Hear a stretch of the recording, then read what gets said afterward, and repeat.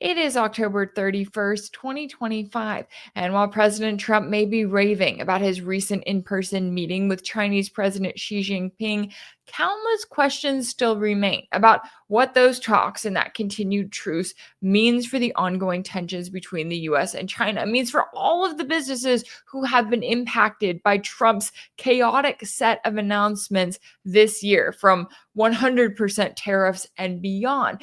Can these businesses trust anything that Trump says on any given day when it's bound to change a week or two later? And are we likely to see more continued tensions between the US and China as you still have those hawks in Washington that are desperate for a war with Beijing, even though they know that even the US military is not going to be able to decouple from the country that it wants to fight so badly? We got into all of that and more with a special guest earlier, so let's take a listen to that conversation now. Joining me now to discuss is Carl Zaw, a geopolitical analyst and host of the Silk and Steel podcast. Carl, thanks so much for taking the time to join me.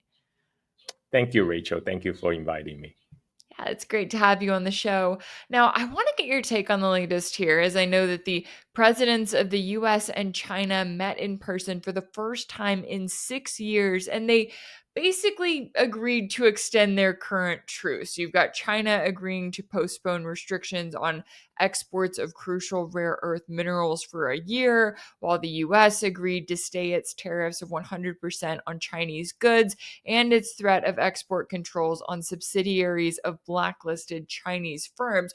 Trump is describing this meeting as amazing, a 12 out of 10. It seems as though he went to a different meeting than the one he actually went to. But how do you see these talks, and how likely is this truce to lead to an actual deal? Rachel, I always enjoy taco, especially Taco Thursday. Trump will present anything as a big victory. That's what he does because he's a reality TV show host and he's a salesman, essentially. What happened was the last time when we talked was when U.S. and China had a meeting that agreed to have a ceasefire in the trade war. So what happened in September was United States broke that ceasefire. In September 29th, they came out with an expanded list of blacklisted Chinese semiconductor companies to include any foreign firms that's at least 50% owned by a Chinese company as well. And that led to the Dutch government to seize a Chinese company, Nesperia, a semiconductor company that's owned by its Chinese parent company, Wintech, away from China, under a very dubious wartime provision. And so that's what happened when the trade war escalated. China expanded the export control on rare earth exports, and that led Scott Bessent going ballistic. Now, at the end of the day, China has shown it's hold all the cards. China stopped purchasing soybean, which really hurted a lot of the Trump-based voters, and China, there's really no going around the rare earth export control because in today's world, rare earth goes into everything. And as I mentioned before, uh, China digs about 61% of the rare earth. Um, but most importantly, China controls 90% of the rare earth refining.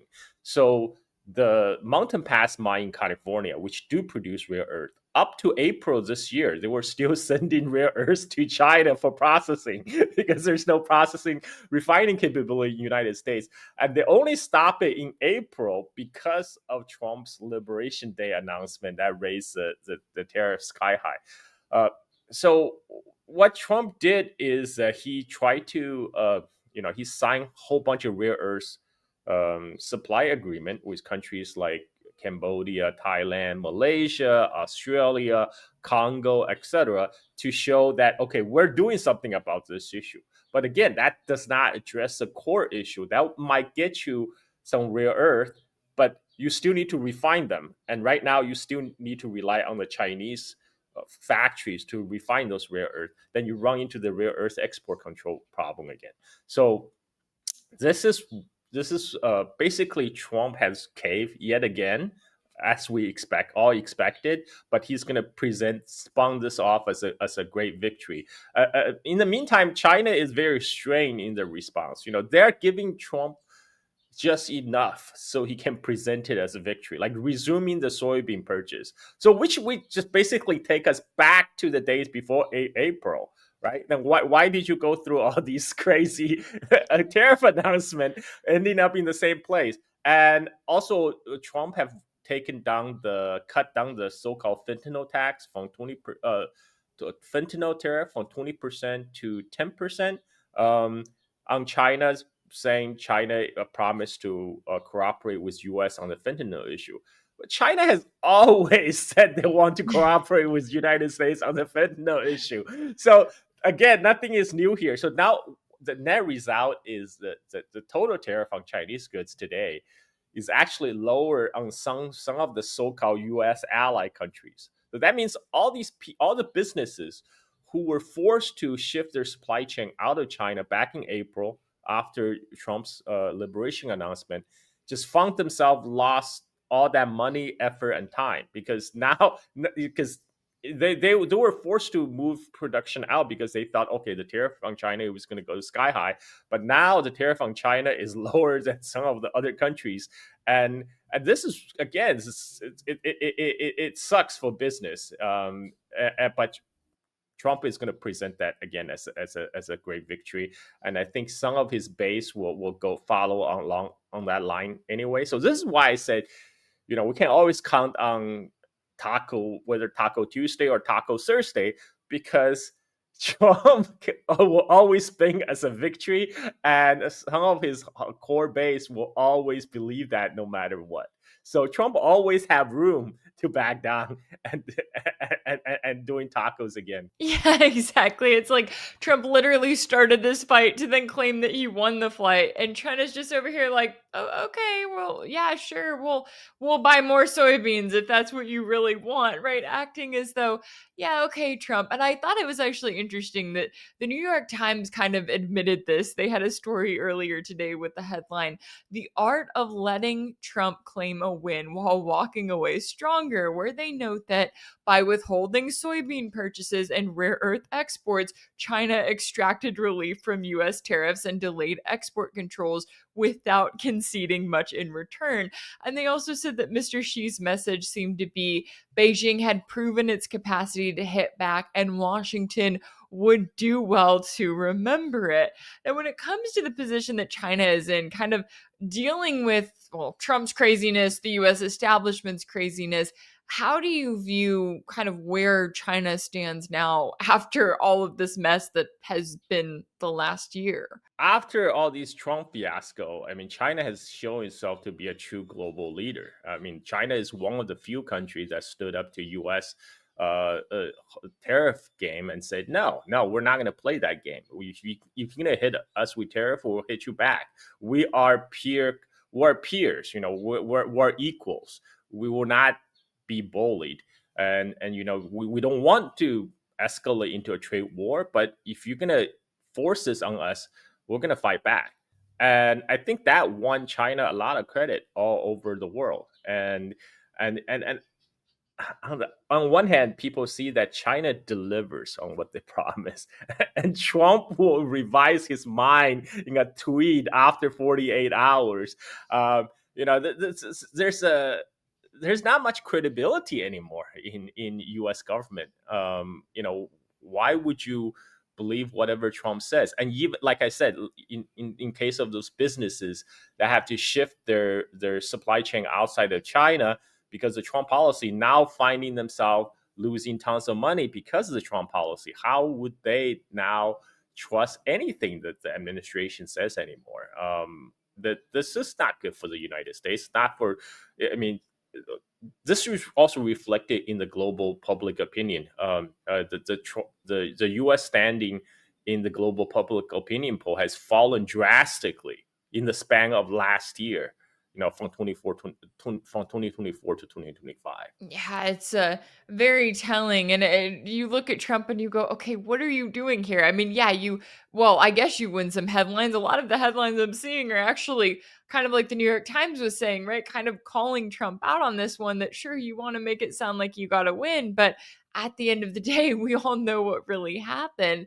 Now, as that's happening, I also want to bring up some of Trump's other comments because he declared this week that because of other countries' testing programs, I have instructed the Department of War to start testing our nuclear weapons on an equal basis. Now, I know this comes as Russia unveiled the successful test launch of the Burevestnik, an unlimited range nuclear powered missile, and as the last remaining nuclear treaty between the US and Russia is set to expire in just 3 months. But do you see Trump's statement as also a warning to China? And should we be worried about an increasing nuclear arms race between the US, Russia, and China? Well, the problem with Trump being a reality TV show host is that he treats everything as optics, just optics. Like when he sees that, oh, Russia is showing advancement in their upgrading their nuclear program, he needs to have something to show. It's like, I got to show my mushroom is bigger than yours, and it's very immature, and this actually does not advance Washington's interest, because China, Russia, and United States have all halted live nuclear testings since 1990s, and United States and Russia, because they have conducted a lot of tests beforehand, they already have a lot of data. So people that could benefit from live testing of weapons are new entrants into the nuclear arm race. So, countries like North Korea and possibly Iran, if Iran goes to the nuclear route, they would need the data to perfect their new nuclear arsenal.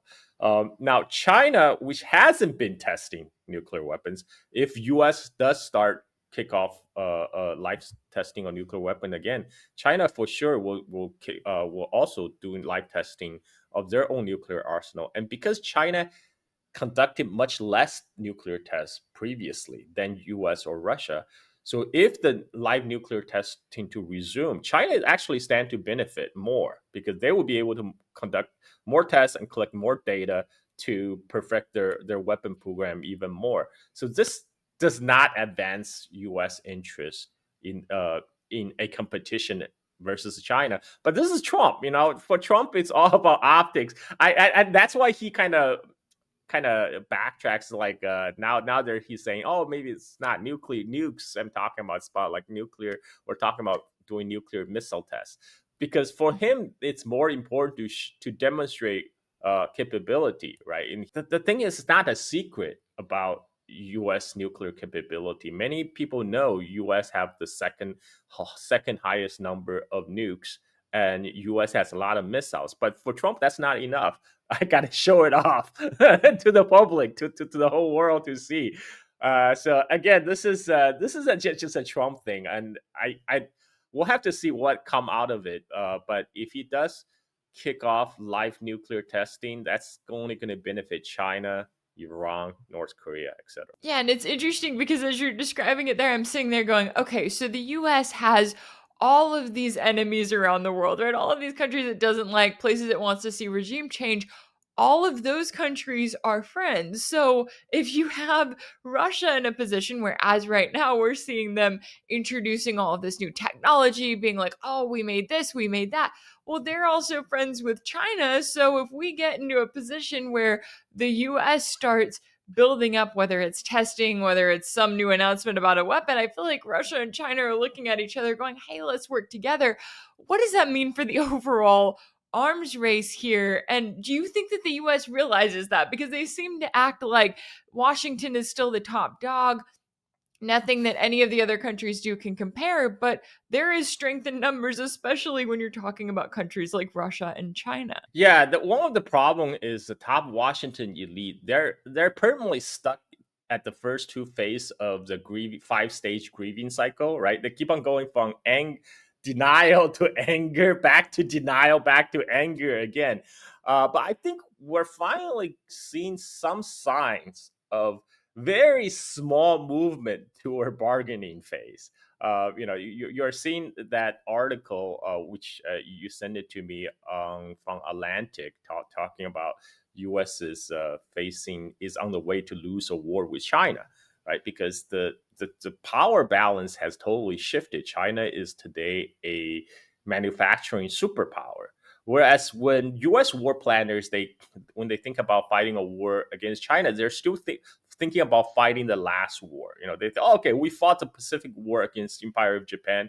We know how this is done. We can do island hops, all that. But what they don't realize is the fundamental um, manufacturing strength has changed. If you were to do the Pacific War analogy, today's China is actually in the position of United States in 1941. And today's United States would be in the position of Empire of Japan in 1941 in terms of the industrial strength. And I think finally that's very slowly it's starting to trickle down to some of the Washington elite and talking heads to realize, war with China is not tenable. The way that we think it's going to go. That's not. At the current rate of projection, it's just that does not look good for the United States. Yeah, it really doesn't. And mentioning that Atlantic article, I thought it was interesting because they're laying it out there, right? The US is on track to lose a war with China, and they point out the fact that modern warfare is decided by production capacity and technological mastery, not by individual valor. And I know that they're kind of saying that as a shot at Defense Secretary Pete Hegseth because he's acting like, oh, you just have to be brave and tough and manly and you'll win whatever war you get into. But it's like, yeah, that is not going to win you a war against China when it comes to their technology, their production capacity. And you continue to see the US in this position where they, are still fighting a proxy war against Russia. They still are, arming Israel, whether it's so that they can bomb Gaza or for a future conflict with Iran. And they still want to take on China. And I think it goes back to what you were mentioning about those, the hawks in Washington, where it's like they still think that they are the top dog. They still are living in this delusional world. Do you see any sense that reality is creeping in? I mean, even just with these talks between Trump and Xi, where we're looking at it and going, okay, Trump is getting us to right back to where we were in March of this year. Is that likely to bring any reality into their world? Well, I think there are already some mind has been shifted on this. This is why we saw that leak from Pentagon talking about, we shouldn't make a top priority to contain China. Rather, we should focus on quote unquote homeland security and focus on the West Hemisphere, by which they mean sending ships to go intimidate Venezuela, right? So U.S. can still remain the regional hegemon in the Western Hemisphere. I think there's some recognition now that it's at this present stage, the multipolarity is already a matter of fact, and it's going to be increasingly difficult for U.S. to act like the unipolar superpower to dictate terms are all around the world. Even though, I mean, it's the old habits die hard. I mean, this is why, even though Trump says he wants to end the war in Ukraine, he still tried to dictate terms of peace to Russia. This is why, he was playing the hardball tactics of trying to put additional sanction on Russian oil purchase, and expect China and India to follow, Washington's diktat. But it's not working. It's not working, and they try to use economic coercion. Well, that didn't work either. Just as we show with the whole trade war with China, because at the end of the day, China hold more cards, and which actually makes if you think about it, makes a outright kinetic war with China even more ridiculous when U.S. military depends on supplies coming from China. Even Raytheon CEO said we can't decouple from China. We still need to source parts from China. Right. How are you gonna fight at China when you need Chinese to make components for you, and not to mention 80% of antibiotics in the United States still supplied by China. So all these talks about going war with China is just crazy talk. And finally, there's a shift of people talking. Okay, maybe let's just focus on what we could do.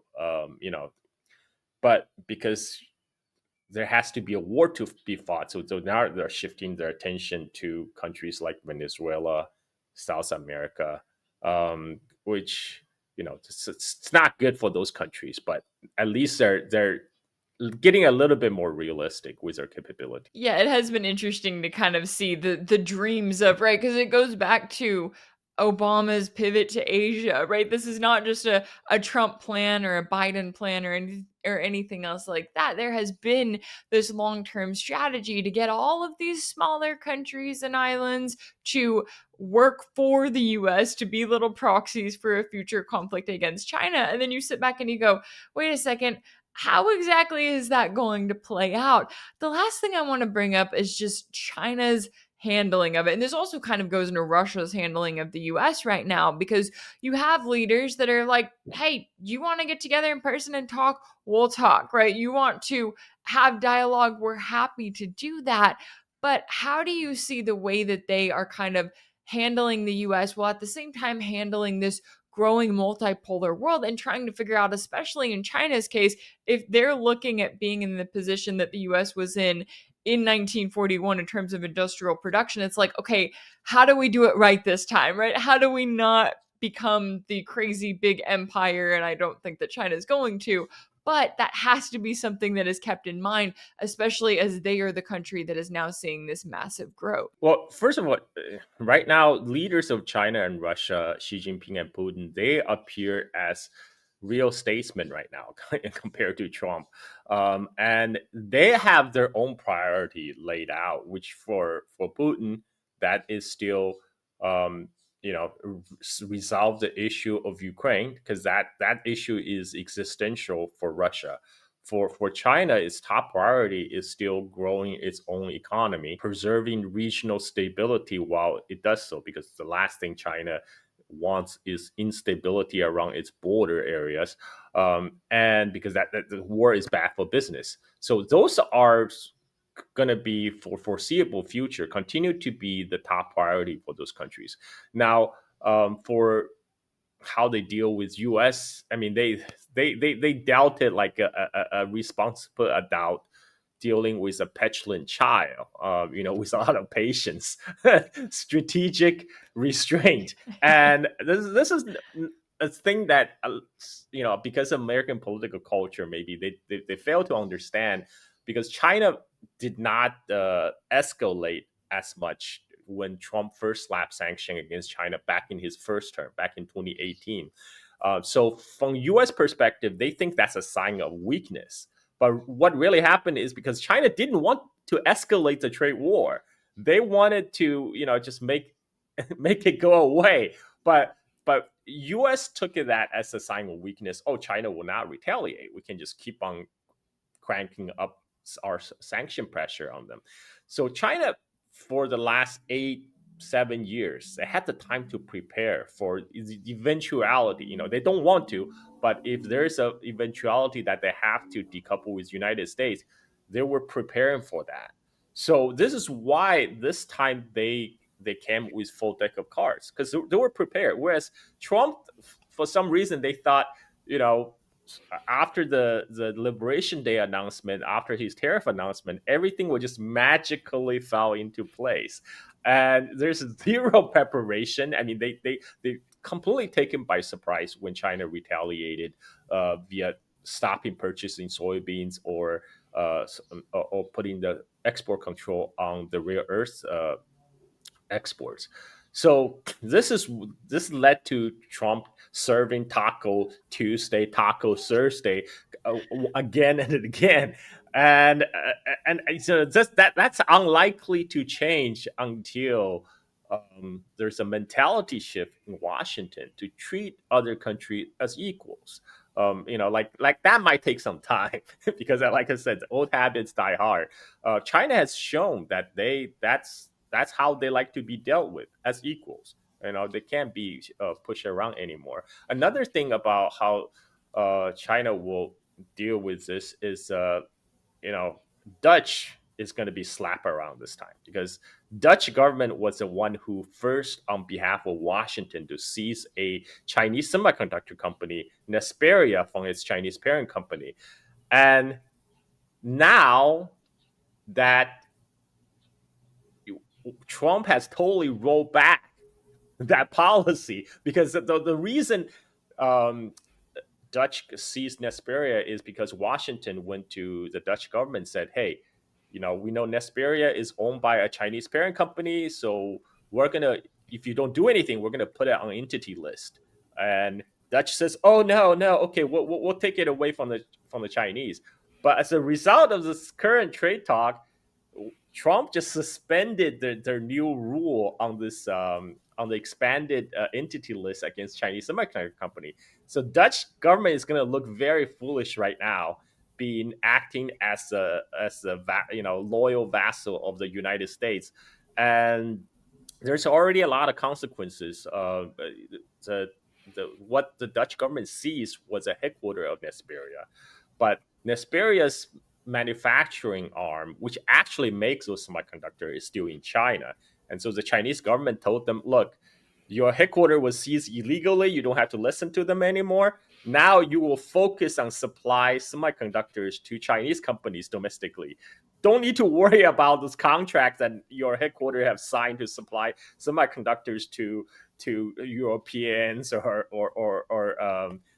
Japanese or Americans, and this has led to a huge semiconductor shortage. You have a GM coming out saying they're weeks from running out semiconductors, and the same thing with the German automakers. Honda shut down their Mexican plant because they're running out of semiconductors, and this is all because, well, ultimately it was because of Trump's policy, but specifically because the Dutch government decide to do this thing for Trump. And now they're going to be the one that's going to be hang out to dry, because people are now asking the question, okay, now why did you do this? Now the whole rationale for you doing this just evaporated. US just rolled back the rule.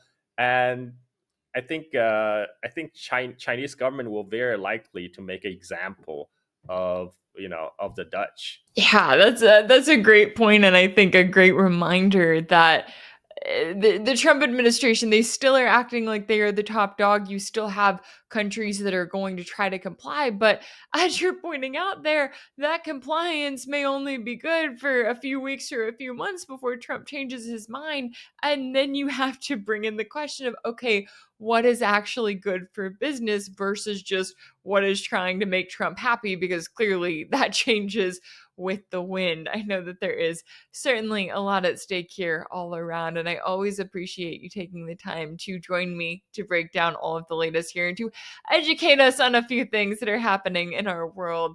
Carl Zaw, a geopolitical analyst and host of the Silk and Steel podcast, thank you so much for your time and insight. Thank you, Rachel. Anytime. If anything in this video resonated with you, be sure to like it, share it with your friends, leave a comment. And as always, don't forget to subscribe. And if you want to keep up with all of my work, make sure that you're subscribed to my page on Substack. That's rachelblevins.substack.com. That's where you'll find ad-free videos and new weekly episodes of my exclusive series for paid subscribers called Sanctioned. You can also check out Sanctioned over on my page on Patreon. That's patreon.com/Rachel Blevins. As always, thank you all so much for all of your support, and I'll see you next time.